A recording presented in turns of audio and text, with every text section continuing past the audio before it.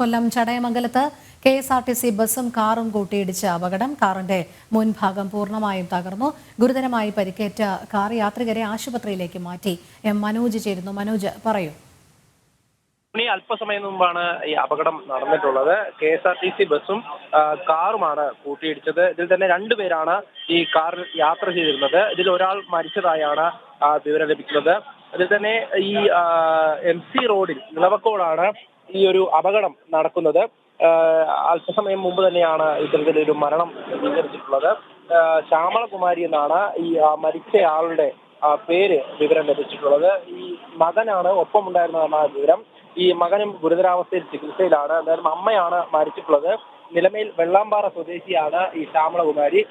നിലവിൽ പോലീസ് സ്ഥലത്തെത്തി തുടർ നടപടികൾ സ്വീകരിക്കുകയാണ്. കാർ പൂർണ്ണമായും തകർന്ന സ്ഥിതിയിലാണ്. ആ ദൃശ്യങ്ങളിൽ തന്നെ വ്യക്തമാണ്. അതായത് ബസിന്റെ മുൻവശത്താണ് ഈ കാർ ഇടിക്കുന്നത്. തുടർന്ന് തന്നെ കാർ പൂർണ്ണമായും തകരുന്നു. ബസ്സിൽ യാത്രക്കാരുണ്ടായിരുന്നു.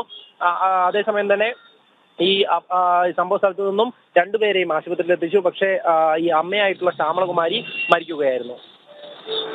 ശരി, എം മനോജാണ് വിവരങ്ങൾ നൽകിയത്.